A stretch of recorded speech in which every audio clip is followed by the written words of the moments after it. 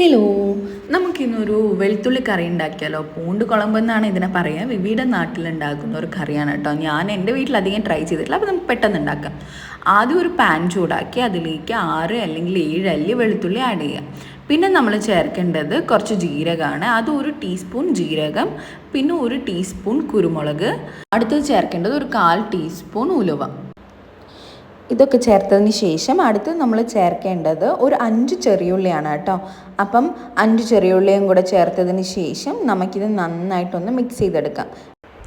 ഈ സമയം തന്നെ നമുക്കൊരു 2 തണ്ട് കറിവേപ്പിലയും കൂടെ ഇവിടെ ചേർത്ത് കൊടുക്കാം. അപ്പോൾ ഇതും കൂടെ ചേർത്ത് നന്നായിട്ടൊന്ന് ഉള്ളിയൊക്കെ വൈറ്റ് കളറായി വരില്ലേ, അതുവരെ നമ്മൾ നന്നായിട്ടൊന്ന് ഇളക്കി കൊടുക്കണം. അപ്പം ഉള്ളിയൊക്കെ വൈറ്റ് കളറായി വന്നതിന് ശേഷം, അതായത് ഈ ഒരു കളറുണ്ടല്ലോ, ആ റോസ് കളറിൽ നിന്ന് നമ്മുടെ കളറൊന്ന് മാറി വരുന്ന സമയത്ത്, ആ സമയത്ത് നമുക്കിതൊക്കെ ഒന്ന് മിക്സിയുടെ ജാറിലേക്ക് ആക്കി 2 തക്കാളിയും കൂടെ ചേർത്തിട്ട് അരച്ചെടുക്കുക. അപ്പം തക്കാളി വഴറ്റേണ്ട കാര്യമൊന്നുമില്ല, ഇവിടെ തന്നെ അരച്ചെടുത്താൽ മതി. അപ്പം ഞാനിവിടെ വെള്ളം ചേർക്കാതെ നല്ല ഈ ഒരു കൺസിസ്റ്റൻസിയിലാണ് കേട്ടോ അരച്ചെടുത്തേക്കുന്നത്. അപ്പോൾ ഈ ഒരു കൺസിസ്റ്റൻസിയിൽ അരച്ചെടുത്ത് നമുക്ക് മാറ്റി വയ്ക്കാം. അടുത്ത് നമുക്ക് കറി ഉണ്ടാക്കാനായിട്ട് ഒരു പാനിലേക്ക് നല്ലെണ്ണയാണ് ചേർക്കേണ്ടത്. ഇങ്ങനത്തെ കറിയിലൊക്കെ നല്ലെണ്ണ ചേർത്ത് കഴിഞ്ഞാൽ എക്സ്ട്രാ ടേസ്റ്റ് ഉണ്ടാവും. അപ്പം നല്ലെണ്ണ അതേപോലെ ശരീരത്തിന് നല്ലതാണ്. 1 ടീസ്പൂൺ കടുക്, പിന്നെ 1 ടീസ്പൂൺ ഉഴുന്നുപരിപ്പ്, പിന്നെ ഒരു 1/4 ടീസ്പൂണ് ഉലുവ. ഇത് 3ഉം കൂടെ ചേർത്തിട്ട് ഇതിൽ കടുകൊന്ന് പൊട്ടി വരില്ലേ, ആ സമയത്ത് നമുക്ക് കറിവേപ്പില ആഡ് ചെയ്ത് കൊടുക്കാം. അപ്പോൾ കറിവേപ്പിലയും കൂടെ ആഡ് ചെയ്തതിന് ശേഷം ഇതൊന്ന് പൊട്ടും. അത് പൊട്ടി കഴിഞ്ഞതിന് ശേഷം നമുക്ക് ഒരു 15 മുതൽ 20 വരെയുള്ള ചെറിയ ഉള്ളി ഉണ്ടല്ലോ, അത് 2ആയി കട്ട് ചെയ്തിട്ട് നമുക്ക് ഇതിനകത്തേക്ക് ഇട്ട് കൊടുക്കാം.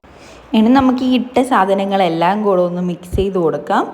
അപ്പം ഇനി ഉള്ളി ഒന്ന് വഴഞ്ഞ് വരണം കേട്ടോ. ഉള്ളി പെട്ടെന്ന് വഴഞ്ഞ് വരാൻ വേണ്ടിയിട്ട് നമ്മൾ ഒരു ഉപ്പ് ചേർത്ത്, കറിയിൽ ആവശ്യമായിട്ടുള്ള ഉപ്പ് നമുക്ക് ഈ സമയത്ത് ചേർത്ത് കൊടുക്കാം. അപ്പോൾ ഉപ്പും കൂടെ ആഡ് ചെയ്താൽ പെട്ടെന്ന് ഉള്ളി കളർ മാറി വരും എന്നാണ് എല്ലാവരും പറയുന്നത്. അതുപോലെ ഞാനും ചേർത്ത് കൊടുത്തു. ഇനി നമുക്ക് ചേർത്ത് കൊടുക്കേണ്ടത് ഫുൾ വെളുത്തുള്ളി ഉണ്ടല്ലോ, അതിൻ്റെ 2 ഫുൾ വെളുത്തുള്ളിയുടെ അല്ലിയാണ് ഇതിലേക്ക് ചേർത്ത് കൊടുക്കുന്നത്. 2 ഫുൾ വെളുത്തുള്ളി തന്നെ എടുക്കണം. ഇനി നമ്മൾ ചെയ്യേണ്ടത് ഇത് നന്നായിട്ടൊന്ന് ഇളക്കി കൊടുക്കുക എന്നാണ്. അപ്പോൾ ഇതിൻ്റെ വെളുത്തുള്ളിയുടെയും ഉള്ളിയുടെയും ഒക്കെ നന്നായി വഴഞ്ഞു വരുമല്ലോ, അപ്പോൾ ഉള്ളി അതുപോലെ കളറ് മാറി വരണം. ആൻഡ് വെളുത്തുള്ളി കുറച്ചൊന്ന് സോഫ്റ്റായി വരുമല്ലോ, അതുവരെ നമ്മളൊന്ന് നന്നായിട്ട് ഇളക്കി കൊടുക്കുക. അപ്പോൾ ഇവിടെ ഇതൊക്കെ ഇപ്പം കുറച്ച് കളർ മാറി വന്നു, കുറച്ച് സോഫ്റ്റായി വന്നിട്ടുണ്ട്. ഈ സമയത്ത് നമ്മൾ ഒരു ടേബിൾ സ്പൂൺ കാശ്മീരി മുളകാണ് ഇവിടെ ആഡ് ചെയ്ത് കൊടുക്കുന്നത്.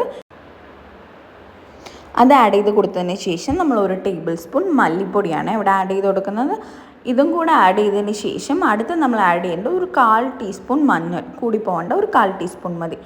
ഇനി ഇത് നന്നായിട്ട് ഇതിൻ്റെ പച്ചമണം മാറുന്നത് വരെ ഒന്ന് ഇളക്കി കൊടുക്കുക. അപ്പം പച്ചമണം മാറിക്കഴിയുമ്പം നമ്മൾ നേരത്തെ അരച്ച് വെച്ച പേസ്റ്റ് ഉണ്ടല്ലോ, അപ്പോൾ ആ പേസ്റ്റാണ് ഇതിൻ്റെ പച്ചമണം മാറിക്കഴിയുമ്പോൾ നമ്മൾ ചേർത്ത് കൊടുക്കേണ്ടത്. അപ്പോൾ ഇവിടെ ഇപ്പം പച്ചമണമൊക്കെ മാറി വന്നിട്ടുണ്ട്. ഇനി ഞാൻ ആ പേസ്റ്റ് എടുത്തു, ഇതിനകത്ത് വെള്ളമൊന്നും ചേർക്കാതെയാണ് അരച്ചെടുത്തേക്കുന്നത്. അപ്പോൾ ഈ പേസ്റ്റും കൂടെ നമുക്കൊന്ന് ആഡ് ചെയ്ത് കൊടുക്കാം.